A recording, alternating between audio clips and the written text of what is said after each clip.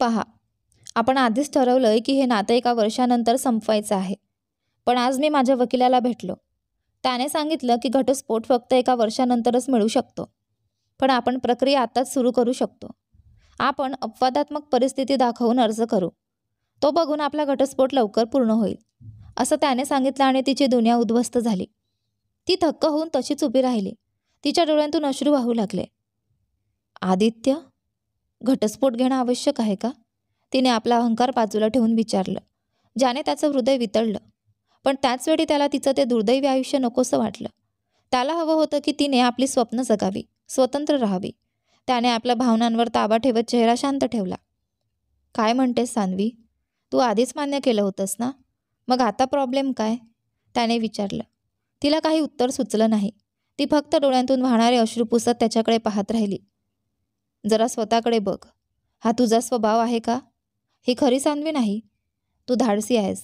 तू तुझे प्रश्न स्वतः हाताळू शकतेस. तू कधीच अशा कमकुवत व्यक्तीसारखी रडली नाहीस. पण आता तू स्वतःलाच या सुरक्षित चौकटीत कैद करून घेतलंस, जे तुझ्या आयुष्यात कधीच योग्य ठरणार नाही. विचार कर सान्वी, स्वतःबद्दल विचार कर. तुझ्या मनाला प्रश्न विचार, तुला उत्तर मिळेल. मला नकोय की तू माझ्यासोबत राहून स्वतःला हरवून बसावं. मला वाटतं तू तीच राहावी, ती धाडसी ठाम स्त्री. मला नकोय की तू तुझ्या आवडीवरचं हे लग्न निवडल्याचा पश्चाताप करावा. हा कारावास सोडून दे. जग बघ. तुझी टीम तुझी वाट बघतेय. जसं स्वप्न पाहिलंस तसं आयुष्य जग, असं म्हणत त्याने तिच्या बाहूंना घट्ट धरलं. आपल्या खोलीत जा. तुझे सामान भर. तू या नरकातून कायमची मुक्त होणार आहेस. तू तुझे उद्दिष्ट पूर्ण करशील, कोणत्याही अडथळ्याशिवाय, असं म्हणून तो तिला तिथेच एकटी सोडून गेला. ती जागच्या जागी खिळून राहिली. आदित्यसुद्धा हातून तुटलेला होता. त्या रात्री तो आपल्या फार्म हाऊसमध्ये गेला. त्याने खूप प्रयत्न केले पण झोप लागली नाही. तिच्या उपस्थितीमुळे शांत झोप लागलेले दिवस, एकत्र घालवलेले आनंदी क्षण, या सगळ्या आठवणी त्याच्या मनावर कब्जा करू लागल्या. दुसऱ्या दिवशी तो ऑफिसमध्ये गेला आणि कामावर लक्ष केंद्रित करण्याचा प्रयत्न केला. पण त्याच्या विचारांभोवती फक्त तीच फिरत राहिली. ती आज घर सोडेल का? मीच तिला स्टेशनवर सोडून यावं का? मी खरंच तिला निरोप देऊ शकेल का? तिच्याशिवाय त्या घरात कसं परत जाईल? पुन्हा माझ्या मनात असुरक्षा, भीती, द्वेष भरून राहतील, असे विचार त्याला सतावत होते आणि त्यामुळे तो अजिबात काम करू शकत नव्हता. हॅलो मॅडम, मी तुमचं सांगितलेलं सगळं केलं. मला वाटतं नक्कीच ते यशस्वी होतील, अन्या उत्साहाने म्हणाली. छान. तुझ्या प्रयत्नांची मी खूप दाद देते, सविता आजीने दुष्ट हास्य करत उत्तर दिलं. तो खरंच माझ्या मैत्रिणीला त्याच्या तुरुंगातून मुक्त करेल का? ती त्याच्या सगळ्या छळातून बाहेर पडेल का? अन्याने काळजीपूर्वक विचारलं. नक्कीच. मी सांगितलं होतं ना, त्याला कुणाच्या आयुष्यात दुसरा पर्याय व्हायला आवडत नाही. त्याचा हा स्वभाव आहे. त्याच्या बिझनेस लाईफमध्येही तो तसाच आहे. कोणी दुसऱ्यावर प्रेम करतं हे कळाल्यावर तो कधीच ते नातं स्वीकारणार नाही. तो नक्कीच तुझ्या मैत्रिणीला त्याच्या कैदेतून मुक्त करेल. तू तिला कुठेही घेऊन जाऊ शकतेस. तिला आनंदी राहू दे. तिची कधी गरज भासली तर मी तिच्या पाठीशी उभी राहीन, सविता आजीने मृदू आवाजात सांगितलं, ज्यामुळे अन्याचा तिच्यावर विश्वास बसला. धन्यवाद मॅडम, तुम्ही खूप दयाळू आहात. तुमच्या नातवापेक्षा खूप चांगल्या. मी कायमची ऋणी राहीन. अन्याने आभार मानले आणि संभाषण संपवलं. सविता आजीच्या चेहऱ्यावर पुन्हा दुष्ट हास्य उमटलं. तिच्या डावात ती यशस्वी झाल्याची खात्री तिला होती. तिला आदित्यच्या स्वभावाबद्दल चांगलंच माहिती होतं. त्याला कधीच दुसरा पर्याय मान्य नव्हता. अगदी लग्नाच्या चर्चेतही त्याने फक्त एक अट ठेवली होती की वधूचं कधी प्रेमभंग झालेलं नसावं. म्हणूनच तिला खात्री होती की आदित्यला सान्वीचं पहिलं प्रेम समजल्यावर तो तिला आपल्या आयुष्यातून नक्की बाहेर काढेल. त्यामुळे तिने योजना आखली. तिने सान्वीबद्दल थोडी माहिती जमा केली आणि तिच्या जिवलग मैत्रिणीला संपर्क केला. तिने अन्याला सांगितलं की आदित्य सान्वीसाठी योग्य जोडीदार नाही. त्याने तिला रोज मानसिक आणि शारीरिक छळ दिला असंही सांगितलं, ज्याने अन्या हादरली. अन्या चिंतेत पडली. ती खूपच घाबरली आपल्या मैत्रिणीसाठी. तिला वाटलं म्हणूनच सान्वीने त्या दिवसात तिला फोन करणं बंद केलं. अन्याला वाटलं ती फक्त आपल्या बहिणीला आणि मैत्रिणींना दुखवू नये म्हणून सगळ्यांसमोर सामान्य असल्याचं भासवत आहे. मग तिने सविता आजीला मदत मागितली, सान्वीला त्या छळातून सोडवण्यासाठी. सविता आजीने सान्वीच्या रिलेशनशिपबद्दल विचारलं. अन्याने सांगितलं की सान्वीला प्रेमात रस नाही, त्यामुळे तिचं कधी नातं झालेलंच नाही. हे ऐकून सविता आजी निराश झाली. पण तिने अन्याला आदित्यसमोर खोटं बोलायला सांगितलं की सान्वीचं कुणावर प्रेम होतं.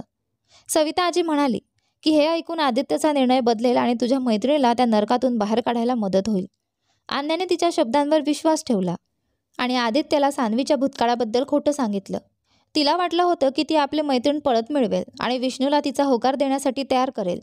असं झालं तर ती जगातली सगळ्यात आनंदी व्यक्ती बनेल असं तिला वाटलं.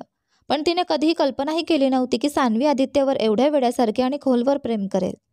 आदित्य कामावर लक्ष केंद्रित करण्याचा प्रयत्न करत होता तेवढ्यात त्याला विष्णूचा फोन आला. त्याच्या मनात एक अनोळखी भीती दाटली.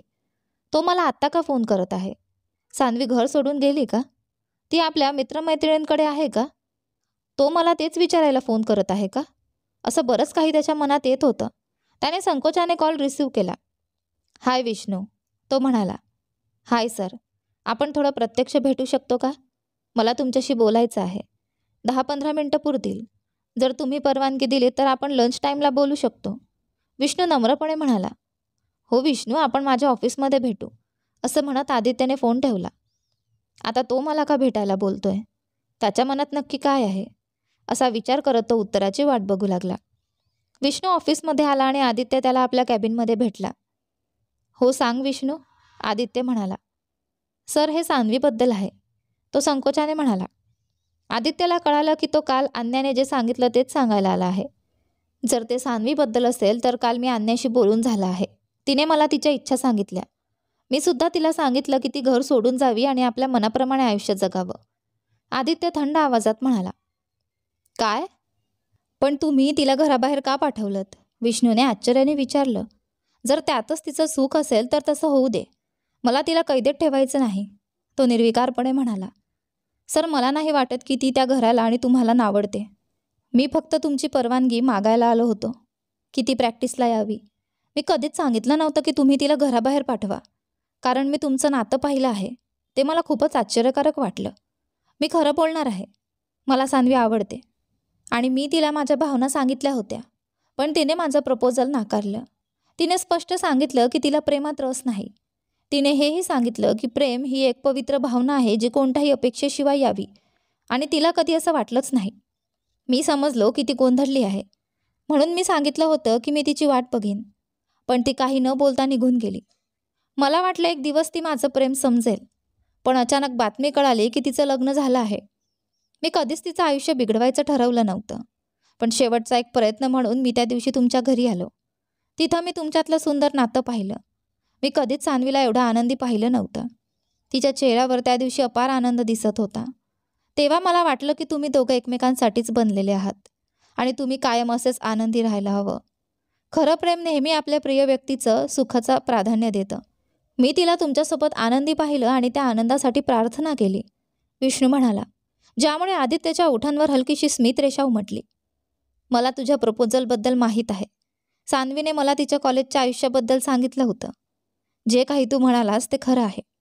खरं प्रेम नेहमी आपल्या प्रिय व्यक्तीचं सुख स्वतःच्या सुखापेक्षा जास्त मानतं. मी सुद्धा तेच करतो आहे. मी तिला तिच्या मनाप्रमाणे आयुष्य दिलं आहे आणि आता तिच्या हातात तिचं आयुष्य आहे. तिच्या या स्वातंत्र्यापेक्षा तिला अधिक काही आनंद देऊ शकत नाही. तिला रूम शोधण्यासाठी काही मदत लागली तर मला सांग, मी त्याची सोय करून देईन, असं आदित्य म्हणाला, ज्यामुळे विष्णू थक्क झाला. सर, तुम्हाला वाटतं की ती घराबाहेर गेली की आनंदी होईल, पण तिचे विचार पूर्णपणे वेगळे आहेत. मला वाटतं तुम्हा दोघांनी एकमेकांच्या मनाला नीट समजून घ्यायला हवं, असा विचार करत विष्णू तिथून स्मित हास्य करत निघून गेला. आदित्यनेही ठरवलं की तो घरी जाऊन सान्वीला निरोप देईल. अर्ध्या तासात तो आपल्या हवेलीत पोहोचला. त्याने नोकरांना विचारलं की सान्वी तिच्या खोलीत आहे का. त्यांनी सांगितलं की ती बॅगा भरते आहे. त्याचं हृदय तुटलं, पण त्याला तिला थांबवायचं नव्हतं. तो शांतपणे आपल्या खोलीकडे गेला. तो बेडवर पडला आणि शेवटच्यांदा तिचा या घरातला चेहरा पाहायचा विचार करू लागला. त्याच्या डोळ्यांतून एकच अश्रू वाहून गेलं. दारावर टकटक झाली. त्याने दार उघडला आणि पाहिलं ती उभी होती, हातात सामान तयार. त्याचं हृदय तिचा निरोप देताना विदीर्ण झालं. आदित्य थिजून गेला होता. त्याचे डोळे तिच्या बदामासारख्या डोळ्यात खिळले होते. मात्र नजरा वळवणारी पहिली तीच होती आणि मग तिने बोलायला सुरुवात केली. घटस्फोटाचे कागद तयार आहेत का? मला सही करायची आहे का? तिच्या या शब्दांनी त्याच्या हृदयाला घाव बसला, पण त्याने भावना आवरल्या आणि कागद शोधण्यासाठी आपल्या खोलीत गेला. ती त्याच्या मागोमाग गेली आणि तो फाईल शोधण्यात गुंतला असताना त्याच्या पलंगावर बसली. मला सगळी कागदपत्र हवीत. मी ती नीट पाहायला हवीत, तिने आज्ञा दिली. तो एक शब्दही न बोलता कागद शोधत राहिला. त्याने तिला सगळी कागदपत्र असलेली फाईल दिली. तिने ती हातात घेतली आणि बाजूला ठेवली. नंतर हळूहळू उठून ती कपाटाजवळ गेली. त्याला तिच्या हालचाली पाहून गोंधळ वाटू लागला. ती आपले कपडे अनपॅक करून त्याच्या मोठ्या कपाटात ठेवू लागली. आदित्य अधिकच गोंधळला. त्याला वाटलं की ती त्याने दिलेले दागदागिने आणि वस्तू परत ठेवायला आली आहे. हे विचार करत त्याचं मन अधिकच कमकुवत झालं. तो पलंगावर बसून तिच्या कृतींकडे बघत राहिला. तिने आपली सगळी सामान नीट ठेवली आणि त्याच्याजवळ आली. तो तिच्या डोळ्यात बघायची हिंमत करत नव्हता. तिने हातात घटस्फोटाची कागदपत्र घेतली आणि दुसरा विचार न करता ती कागद फाडून टाकली. तो धक्का खाऊन तिच्याकडे पाहू लागला. ती फाटलेल्या कागदांचे तुकडे जमिनीवर टाकून सहजपणे सोफ्यावर बसली. आदित्यला विश्वास बसत नव्हता की हे खरंच घडतंय. तिच्या या कृतींनी त्याच्या हृदयात आनंदाचं वादळ उठलं. पण त्याचवेळी तो गोंधळला. सान्वी, हे काय झालं? तू हे कागद का फाडलेस? तो संकोचाने विचारतो. तुला खरंच माहिती नाही मी हे का केलं? ठीक आहे, तू तुझ्या मनातलं स्वीकारायला तयार नाहीस, पण मी आता ते नाही करू शकत. मी ते कागद फाडले कारण ते आपल्या नात्याचा निर्णय घेऊ शकत नाहीत. मान्य आहे, हे नातं द्वेषातून सुरू झालं. मी तुला मनापासून नापसंत करत होते. मला वाटायचं तू माझ्या आयुष्यातला सर्वात वाईट माणूस आहेस. पण आता मला उमगलं की ते खरं नव्हतं. मी तुझ्याबद्दल चुकीच्या समजुती करून घेतल्या होत्या. मला वाटलं होतं तू निष्ठुर आहेस, पण आता मला तुझं खरं स्वरूप कळालं. तूच एकटा आहेस ज्याने मला माझ्या खऱ्या स्वरूपावर प्रेम केलं. तू मला कधी आदेश दिला नाहीस, कधी जबरदस्ती केली नाहीस. माझ्या आयुष्यातले सगळे लोक एखाद्या कारणासाठी होते, पण खऱ्या अर्थाने माझ्यावर कोणी प्रेम केलं नाही, माझ्या बहिणीशिवाय. माझ्या सावत्र आईकडून कधी मातृप्रेम मिळालं नाही. माझ्या वडिलांकडून कधी सुरक्षिततेची भावना नाही. आजूबाजूच्या लोकांकडून कधी खरं प्रेम मिळालं नाही. पण या घरात पाऊल ठेवल्यापासून सगळं बदललं.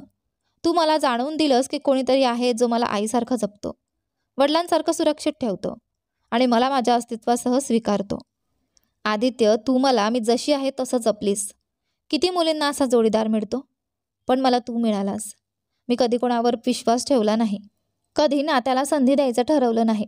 पण मला अनपेक्षितपणे माझा राजकुमार मिळाला, ज्याला मी कोणत्याही कारणाशिवाय गमावू शकत नाही. तूच एकटा आहेस जो माझ्यातलं खरं व्यक्तिमत्व बाहेर आणू शकतोस, कारण तू मला माझ्यापेक्षा जास्त प्रेम करतोस. तू म्हणालास की ते राहणं म्हणजे माझं स्वातंत्र्य हरवलं. पण खरं सांगते आदित्य, माझं खरं स्वातंत्र्य मला इथेच मिळालं. मीही आधी समजत होते की घर सोडणं म्हणजे स्वातंत्र्य, पण आता कळालं की जिथं आपण स्वतःसारखे राहतो, कुणासाठी अभिनय करत नाही, तिथेच खरं स्वातंत्र्य आहे. आणि हे मला तुझ्यामुळे समजलं, कारण तू कधी तुझे विचार माझ्यावर लादले नाहीस. पहिल्यांदा जेव्हा तू मला मिठी मारलीस, तेव्हा मला तुझ्या कुशीत घरासारखं वाटलं. आणि मी माझं घर सोडू शकत नाही. मी तुला सोडू शकत नाही आदित्य, ना आत्ताच ना कधीही. माझ्या हृदयात तुझी जागा कुणी घेऊ शकत नाही. आणि जर या भावना प्रेम नावाने ओळखल्या जात असतील, तर हो, मी तुझ्यावर प्रेम करते, या जगातल्या कुणापेक्षाही जास्त. मला माझ्या घरातून बाहेर काढू नकोस, ती म्हणाली आणि तिच्या डोळ्यांतून अश्रू ओघळले. आदित्य तिचे शब्द ऐकून स्तब्ध झाला. त्याला विश्वासच बसत नव्हता. त्याचा आनंद गगनात मावेनासा झाला. तो तिचे अश्रू बघू इच्छित नव्हता, म्हणून तो धावत तिच्याजवळ गेला आणि तिला घट्ट मिठीत घेतलं. तिनेही त्याला मिठी मारली.